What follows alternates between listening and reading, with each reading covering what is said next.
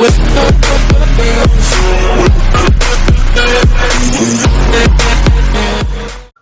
everyone, welcome to Neutron. So today I am here with a new topic, that is India's fractured healthcare system and what's the resolve. Okay, so आज का जो हमारा topic है वो किस पे related है, वो है आपका इंडिया के हेल्थ केयर सिस्टम से रिलेटेड है, ठीक है। और हेल्थ केयर सिस्टम इतना खराब क्यों है, ठीक है, उसके बारे में हम बात करेंगे, ठीक है। और उसको सही करने के लिए हम क्या क्या कर सकते हैं, व्हाट्स द रिजॉल्व, ओके, मतलब व्हाट्स द सॉल्यूशन। ओके, तो शुरुआत करते हैं इंट्रोडक्शन के साथ। तो इंट्रोडक्शन में क्या बोला जा रहा है, India is among the countries having the lowest public health care budget in the world, where the public health care system in the country merely getting 1.26% of the GDP. Okay, तो India का क्या बताया जा रहा है कि India जो है अमंग दोज कंट्रीज है जहां पे हेल्थ केयर बजट जो है सबसे कम है ऑल ओवर द वर्ल्ड, ठीक है, लोएस्ट है पब्लिक हेल्थ केयर बजट, ठीक है। और इंडिया कितना अपना स्पेंड करता है, 1.26% ऑफ द जीडीपी वो आपका हेल्थ सेक्टर में आपका करता है इन्वेस्ट, ठीक है। तो आगे क्या बताया हुआ है, countries like UK, Netherland, New Zealand, Finland and Australia spend over 9% of their GDP on health care system, ठीक है। तो ये सारे कंट्रीज जो हैं, जो यूके है, नेदरलैंड है, न्यूजीलैंड है, फिनलैंड है, ऑस्ट्रेलिया जो है, ये आपका 9% से ज्यादा जो है आपका जीडीपी जो है आपका हेल्थ केयर सिस्टम पे आपका स्पेंड करता है, ठीक है। while countries like US spends over 16% of the GDP in public healthcare system and countries like Japan, Canada, France, Germany and Switzerland spends about 10% of the GDP on healthcare, ठीक है। तो आप देख सकते हैं कि यहाँ पे US जो है अराउंड 16% आपका स्पेंड करता है आपका हेल्थ केयर पे, ठीक है, 16% of the GDP. And countries like Japan, Canada, France और जर्मनी एंड स्विट्जरलैंड ये सब आपके 10% करीब आपका जीडीपी पे 10% ऑफ द जीडीपी आपका हेल्थ केयर पे स्पेंड करते हैं, ठीक है। तो आप देख सकते हैं कि इंडिया जो है आपका कितना कम स्पेंड करता है आपका हेल्थ केयर पे, ठीक है। तो ये एक बहुत ही चिंताजनक बात है, ठीक है। और भी इसके रिलेटेड क्या डेटा हम देखते हैं, तो इसमें बताया जा रहा है कि India ranks 44 in the health care index, ठीक है। तो अगर जो आपका जो हेल्थ केयर इंडेक्स जो कैलकुलेट होता है, ठीक है, तो उसमें इंडिया का रैंक क्या है आपका 44th है, ठीक है। तो इस इंट्रोडक्शन में हमें ये पता चल पाया कि इंडिया का जो है अभी state of health care system क्या है, ठीक है, इंडिया कितना इस पे स्पेंड करता है, ठीक है, बाकी कंट्रीज के कंपैरिजन में इंडिया का क्या स्टैंड है, मतलब कहां पे वो खड़ा है, ठीक है, बाकी कंट्रीज के रेस्पेक्ट में। ओके, तो अब हम चलते हैं नेक्स्ट पैराग्राफ में, जो बॉडी है हमारा, और इसमें हम किस चीज से रिलेटेड बात करेंगे कि जो आखिर जो हमारा जो हेल्थ केयर सिस्टम है उसमें प्रॉब्लम्स कहां पे, उन चीजों को हम देखेंगे, ठीक है। और कुछ डेटा भी है उसको भी हम देखते हैं, ठीक है। ओके, तो क्या बोल रहा है, national health policy of 2017 recommends government expenditure to be increase to 2.5% by 2025, which seems to be a distant dream since to reach such target the country needs to increase their healthcare budget by 0.35% each year from now on. Okay, तो क्या बोला जा रहा है कि जो India जो है हेल्थ केयर का एक पॉलिसी लेके आया जिसका नाम था नेशनल हेल्थ पॉलिसी ऑफ 2017, ठीक है। तो उसमें जो है गवर्नमेंट को क्या रिकमेंडेशन मिला गया था कि आपको जो है by 2025 year 2025 you have to increase your health care expenditure to 2.5% of the GDP, ठीक है। और इसको बोला जा रहा है कि ये डिस्टेंट ड्रीम क्यों है, ठीक है, मतलब ये एक ख्याली एक आपका पकवान क्यों है, ठीक है। क्यों, क्योंकि आपको जो है आपको ईयर ऑन ईयर आपको कितना परसेंट ग्रोथ करना पड़ेगा, 0.35% आपको ईयर ऑन ईयर आपको ग्रोथ करना पड़ेगा अभी से, तब जाके आप 2025 तक आप 2.5% का जो है हेल्थ केयर स्पेंडिंग आप कर पाइएगा आपका बजट का, ठीक है।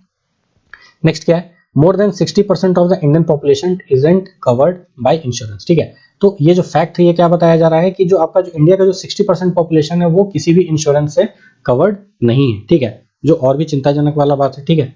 ओके, नेक्स्ट क्या बताया जा रहा है, the country has been battling with the shortages of doctors, trained nurses and paramedics for years now, ठीक है। तो बोल रहा है कि कंट्री जो है आपका ट्रेन डॉक्टर्स का कमी है, ट्रेन नर्सेस का कमी है एंड पैरामेडिक्स का कमी है, ठीक है। और ये कोई प्रॉब्लम आज का नहीं है, ये काफी सालों से चला आ रहा है। इसका मतलब ये है कि गवर्नमेंट ने जो है they have turned a blind eye to this health care system, ठीक है। उन्होंने हेल्थ केयर में उतना इन्वेस्ट करना, उतना स्पेंड करना उन्होंने सही नहीं समझा, ठीक है, जिसके वजह से आज के डेट में ऐसा हालत है, ठीक है। तो एक और डेटा है वो क्या है आपको बता रहा है, India's doctor to population ratio stands 1:1404 while World Health Organization recommends the doctor to population ratio to be 1:1000, ठीक है। तो जो आपका जो वर्ल्ड हेल्थ ऑर्गेनाइजेशन है उसका क्या रिकमेंडेशन है कि आपको जो है डॉक्टर टू पॉपुलेशन रेशियो कितना रखना है कि 1000 जो पेशेंट है उस पे आपको एक डॉक्टर अवेलेबल होना चाहिए, ठीक है। मगर इंडिया आज के डेट में उसका क्या है, उसका population doctor to population ratio क्या है आपका 1:1404, ठीक है, जो कि काफी ज्यादा है आपका WHO के रिकमेंडेड रेशियो से, ठीक है। ओके, और क्या क्या प्रॉब्लम है देखते हैं। तो lack of infrastructure, shortage of efficient and trained manpower, unmanageable patient load, public health policy and proactive health care, public health policy and proactive health care and high out of pocket expenditure remains a stress factor, ठीक है। तो और क्या क्या problem है, ये सब तो हमने डेटा बात कर लिया। और अब बताया जा रहा है कि इंडिया के जो इंफ्रास्ट्रक्चर है, ठीक है, जो आपका हेल्थ केयर इंफ्रास्ट्रक्चर है उस पर स्पेंडिंग करने की बहुत ज्यादा जरूरत है, ठीक है। अगर आपका अस्पताल का अगर इंफ्रास्ट्रक्चर ही नहीं रहेगा तो वहां पे आपका ना बेड्स रहेंगे ना आपके इक्विपमेंट्स रहेंगे, ठीक है। तो आप अगर इंफ्रास्ट्रक्चर पे स्पेंड नहीं करोगे तो कैसे होगा, ठीक है। Shortage of efficient and trained manpower, ठीक है। तो आप जो है आप रिक्रूटमेंट ही बंद कर दिए हो, ठीक है, आप डॉक्टर का रिक्रूटमेंट नहीं करते हो, ठीक है। जितना आपका रिक्वायर्ड है, आपके कंट्री का जितना रिक्वायरमेंट है उस हिसाब से आप रिक्वायरमेंट नहीं कर रहे हो हर साल, ठीक है। और वो क्यों नहीं हो पा रहा है, क्योंकि आपके पास उतने मेडिकल कॉलेजेस नहीं है, ठीक है। तो इनडायरेक्टली सब कुछ कहीं ना कहीं से तो लिंक दिख ही रहा है, ठीक है। तो ऑब्वियस सी बात है आपके पास एफिशिएंट नहीं है, ठीक है। एफिशिएंट क्यों नहीं है, क्योंकि आप उसको अच्छे से ट्रेनिंग प्रोवाइड नहीं करा पा रहे हो, ठीक है। ट्रेन मैन पावर नहीं है आपके पास, ठीक है। अनमैनेजेबल पेशेंट लोड, ठीक है, जैसे कि हमने जो आपका जो वर्ल्ड हेल्थ ऑर्गेनाइजेशन का जो आपका रिकमेंडेशन है 1:1000 का, तो और जो इंडिया का क्या है आज के डेट में रेशियो हुआ है आपका 1:1404, ठीक है। तो ये अनमैनेजेबल पेशेंट लोड तो है ही, ठीक है। Public health policy and proactive health care and high out of pocket expenditure remains a stress factor, ठीक है। तो पब्लिक हेल्थ पॉलिसी के लिए सरकारें क्या कर रही हैं, ठीक है। ये सिर्फ सेंटर का ही तो काम नहीं है, आपको स्टेट गवर्नमेंट को भी तो इसमें आपको ध्यान देना पड़ेगा, ठीक है। तो सेंट्रल लेवल पे भी आपका अभी तक का कोई वैसा पॉलिसी नहीं रहा था, बट आपका जो है जो आयुष्मान भारत प्रोग्राम आया है तो वो सेंट्रल लेवल पे आपका एक पब्लिक हेल्थ पॉलिसी आया है, ठीक है, जो आपको 5 लाख तक का आपका ईयरली आपको बेनिफिट प्रोवाइड करता है, ठीक है। तो अगर स्टेट लेवल पे देखोगे तो वैसा कुछ आपका नहीं मिलेगा आपको स्टेट्स में, ठीक है। And proactive health care, okay, and high out of pocket expenditure remains A stress factor, ठीक है। तो अगर आपके पास अगर कोई हेल्थ पॉलिसी नहीं है और आपको अगर डॉक्टर के पास जाना पड़ रहा है, ठीक है, तो आपको अपने पॉकेट से ही बहुत ज्यादा खर्च करना पड़ रहा है, ठीक है, क्योंकि आपका जो प्राइवेट जो आपका जो ट्रीटमेंट है वो सस्ता नहीं है, ठीक है। ओके, तो ये तो हमारा बात हो गया कि क्या क्या प्रॉब्लम है, ठीक है। अब इसको हम सही करने के लिए क्या क्या कर सकते हैं, क्या सजेशन है, ठीक है, जिसको अगर गवर्नमेंट फॉलो करे तो शायद कुछ आपको इंप्रूवमेंट मिल सकता है बेटर, ठीक है। तो इसमें क्या बताया हुआ है, quantum increase in budget allocation, ठीक है। तो जैसे मैंने आपसे पहले ही बात किया कि आप अगर बजट एलोकेशन हमने स्टडी किया है कि 2.5% का टारगेट है 2025 तक, ठीक है। तो आपको जो है बाकी जो कंट्रीज है जहाँ पे 9%, 10% एंड 16% आपका बजट एलोकेशन है तो उससे बहुत ही कम है। तो आपको एक इंक्रीज, आपको क्वांटम इंक्रीज आपको दिखाना पड़ेगा बजट एलोकेशन में, ठीक है, कि आप हेल्थ केयर स्पेंडिंग में आप इतना कर रहे हो, ठीक है। Okay, controlling and checking private hospitals, ठीक है। तो प्राइवेट हॉस्पिटल्स जो है एक बहुत बड़ा सरदर्द है, ठीक है। क्यों? बिकॉज वो जो है प्राइवेट हॉस्पिटल्स हैं, they have nothing to do with social work, ठीक है, they are just profit making institutions, ठीक है।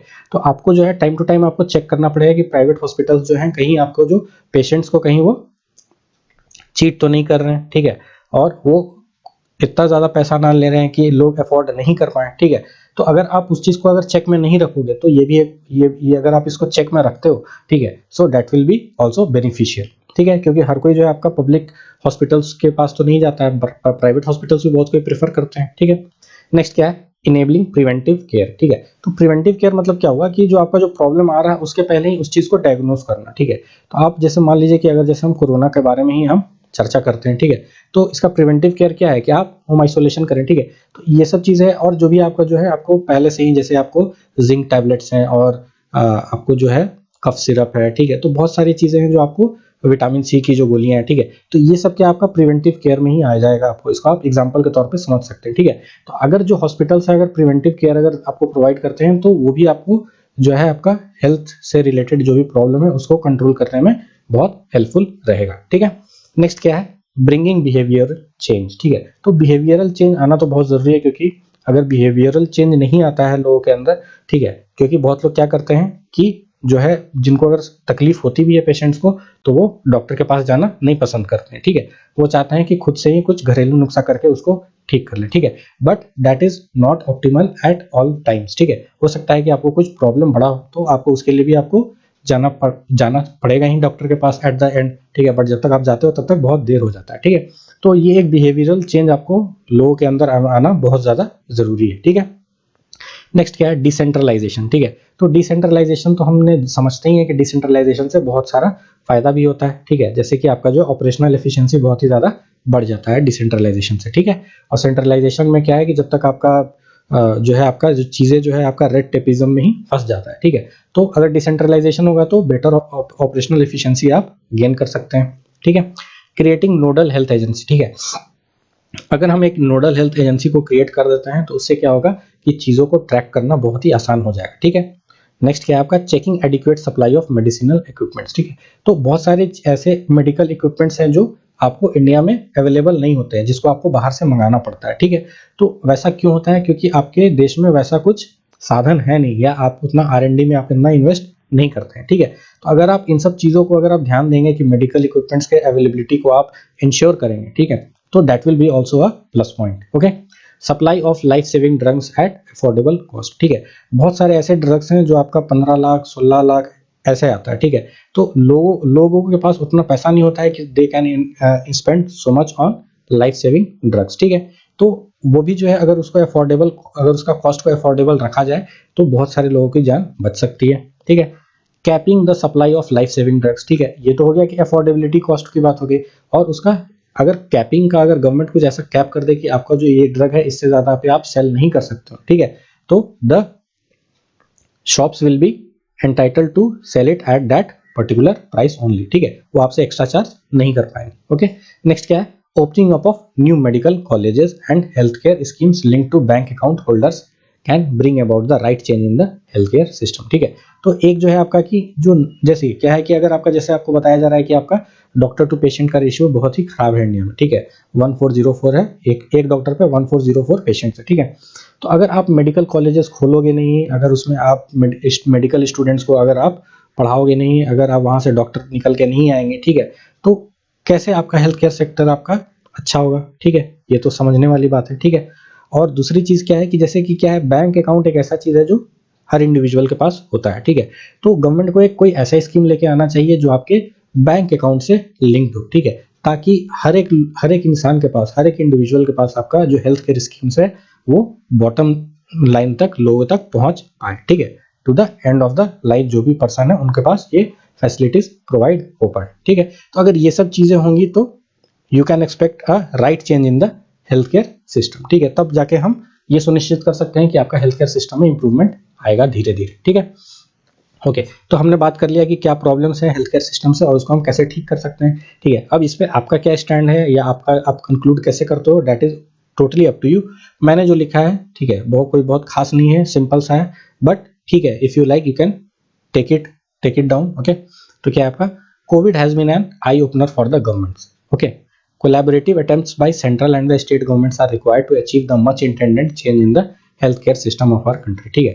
तो जैसे कि जो कोविड जो आया, ठीक है, तो क्या हेल्थ केयर सिस्टम हमारा पहले अच्छा था क्या, ऐसा नहीं है, बट कोविड आया तो इससे जो हेल्थ केयर सिस्टम था वो एक्सपोज हो गया, ठीक है, कि वो किस हद तक बदतर है, ठीक है, और कहाँ कहाँ कमियां हैं। जैसे कि ऑक्सीजन के लिए लोग दर दर घूम रहे हैं, ऑक्सीजन के सिलेंडर पहले से खरीद के रख ले रहे हैं, ठीक है, ऑक्सीजन की अवेलेबिलिटी नहीं है, लाइफ सेविंग ड्रग्स अवेलेबल नहीं है, ठीक है। तो ये सब चीजें था, जैसे आपका जो ऑक्सीजन मीटर था, ठीक है, जो SpO2 जो मीटर आता है जिससे ऑक्सीजन लेवल चेक करते हैं, वो कहीं आपके फार्मासिस्ट के पास अवेलेबल नहीं था, ऑल ओवर कंट्री में अवेलेबल नहीं था, इवन आपका ऑनलाइन प्लेटफॉर्म पे भी अवेलेबल नहीं था, ठीक है। तो ये सब चीजें हैं जो एक्सपोज हो गई कि गवर्नमेंट का कहाँ आपका ड्रॉबैक है रहा है, ठीक है। तो इसका मतलब ये है कि हेल्थ केयर सिस्टम में पहले से भी गवर्नमेंट ने कभी भी उतना ध्यान नहीं दिया, ठीक है। So COVID has been an eye opener for the government, ठीक है। तो उस जो कोविड जो आया इसने गवर्नमेंट की आंखें खोल के रख दी कि आपका हेल्थ केयर सिस्टम कितना खराब है, ठीक है। ओके, और नेक्स्ट क्या बात है, मैंने कहा है कि collaborative attempts by central and the state governments are required to achieve the much intended change in the health care system of our country, ठीक है। देखिए, ये कोलैबोरेटिव अटेम्प्ट क्यों जरूरी है आपका सेंट्रल और स्टेट गवर्नमेंट का। अगर सेंट्रल गवर्नमेंट और स्टेट गवर्नमेंट अगर मिलकर अगर हेल्थ केयर सिस्टम पे अगर आप ध्यान नहीं दोगे, ठीक है, तो किसी का भला नहीं हो पाएगा। जैसे कि फॉर एग्जांपल बहुत सारी चीजें, जैसे वेस्ट बंगाल में क्या था जो आपकी जो सीएम जो थी ममता बनर्जी, वो बोली कि नहीं हम आयुष्मान योजना को हम इम्प्लीमेंट नहीं करेंगे, हम कोई अपना कोई योजना इम्प्लीमेंट करेंगे, ठीक है।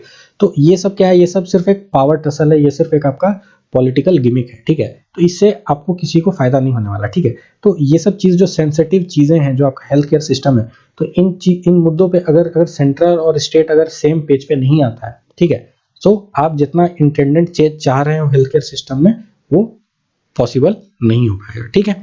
So that is all from my side, ठीक है। तो आई गेस आपको अच्छा लगा होगा ये सेशन, ठीक है। तो मैं इसको थोड़ा छोटा कर लेता हूँ so that you can take a screenshot, okay.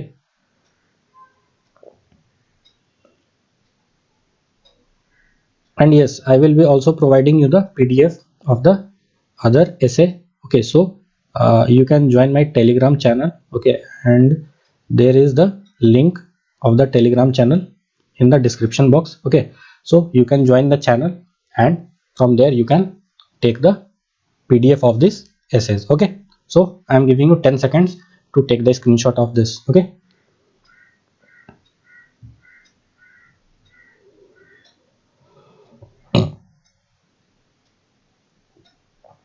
Okay, so by now I guess you must have taken the screenshot, okay. And yes, I will be providing you with the PDFs, okay, in the Telegram channel, okay. So you can join there, okay.